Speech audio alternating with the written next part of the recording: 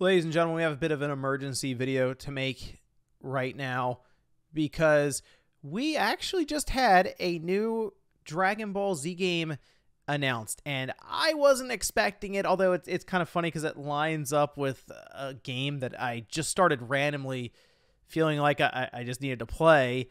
But this is certainly one that none of us expected because it's been like 16 years, I think, since the last one came out, and this looks like what we're about to get is Dragon Ball Z Budokai Tenkaichi 4, and I wanted to just kind of react to the trailer and talk a bit about it here tonight. So if you guys enjoy the video, make sure you like it and subscribe if you're new. So this is also part of Newswave tomorrow. I'm sitting here as I'm like uploading and moving around files and getting things ready for tomorrow, and I'm like, I just kind of want to talk about this now because, as you guys know, I'm a big Dragon Ball fan. I love playing the games, love the anime. I was never really as big into the manga or anything, but growing up, obviously in the mid to late 90s, early 2000s, I mean, it was Dragon Ball, right? That was the big thing. So just been with it forever. So when I saw this pop up, though, it was going on during Dragon Ball Power Hour. See, I don't necessarily follow that as much either. I know it's a lot of competition and different things, esports and stuff, right? But typically they will announce different things there. And I saw some wild predictions going into it. And it is that sense of, okay, you guys you're really shooting for the stars with this one. But hey, anyone who said Tenkaichi 4, hats off to you. This is the trailer here that they played. And like right away, I think this got a lot of people's attention because it is Tenkaichi, but they're showing it with the tube TV. It almost looks like, I don't know, it's like a Sony. I mean, obviously it's not branded, but you get the idea.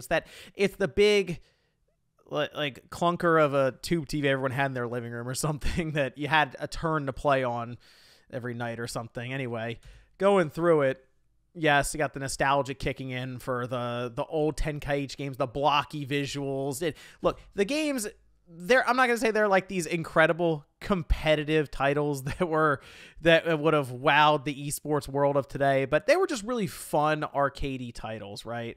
Anyway, obviously they're playing up to it here with some of the iconic scenes from the series that found their way into the games themselves. There's Kid Buu, Super Saiyan 4 Goku, etc., etc. Then they shift over from the title card here, and what I thought when I heard about this and they said, hey, Dragon Ball Z Budokai Tenkaichi, all right, let me see, and then this is playing, I'm thinking it's like a remaster collection, like the game that I was just randomly playing recently. I wanted to go back and play some of the Budokai games, and I have 1 and 2 here on the GameCube and then the PS2. I had 3, but 3 got away from me. Anyway, I'm watching this and I'm thinking, oh, cool. Budokai Tenkaichi collection, similar to what they have here for Budokai 1 and 3. Maybe they'll just put all 3 of them on like a single disc or SKU and release it, kind of HD, the whole thing. That'd be awesome, right? No, this took a complete turn into came out of left field. Boom. First of all, we're going to talk about some of the developers here for a second. I can kind of already eliminate CyberConnect 2. No offense to them, but it's this looks pretty good, like super high quality visually speaking. Here we are kind of getting more into the lighting and things they've done with Dragon Ball Fighters. Now I assume what we're seeing here is a cutscene cinematic. But everything's really done. It's done in like real time now for a lot of these games, visually speaking.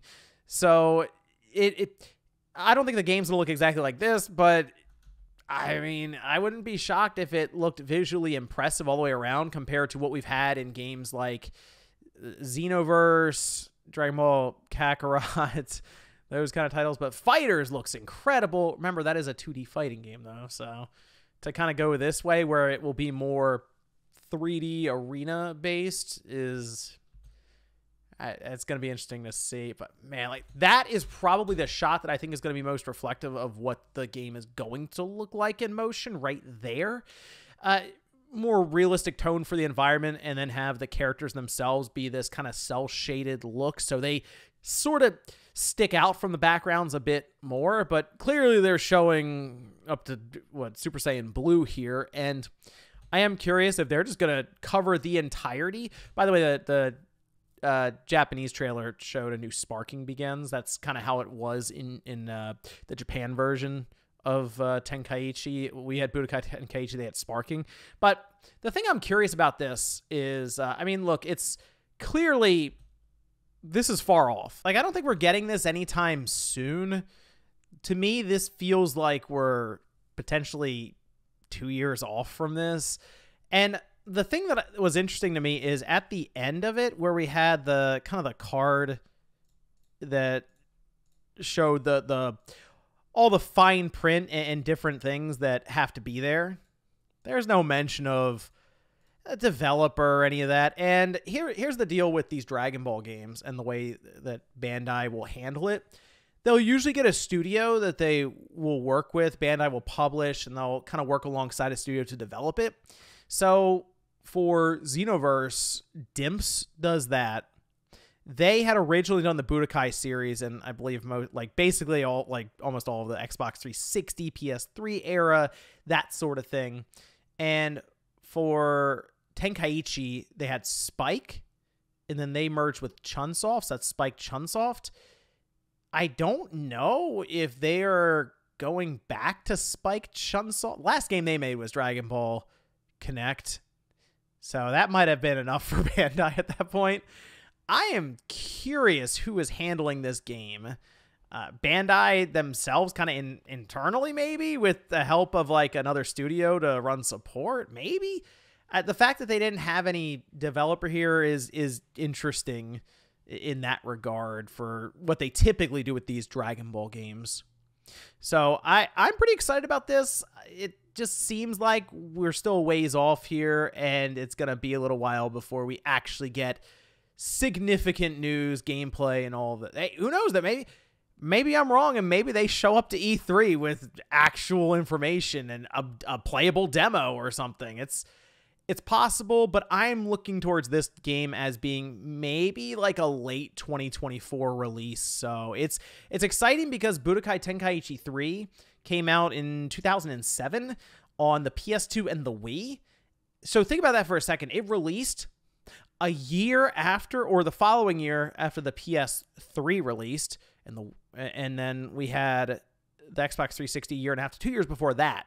So it was just a very popular series with Budokai in the name ever since the beginning of the PS2 generation. So there was a lot of Dragon Ball during that generation, and it's kind of been, I can't say it's been on like a decline or anything, because Xenoverse was pretty popular, but it just sort of felt like it needed that kick in the back to really get things moving again. I don't know if Kakarot really did that for him, but I'll tell you this, if Budokai Tenkaichi 4 is good, that might be it. I know Fighters was one that definitely got people excited again, especially in the competitive scene, but kind of for the more arcadey, I don't know, press buttons, things blow up scene, Tenkaichi, I think, fits into that nicely, and I'm hoping that's kind of what they go for here, but wow, what a surprise. What a shock even.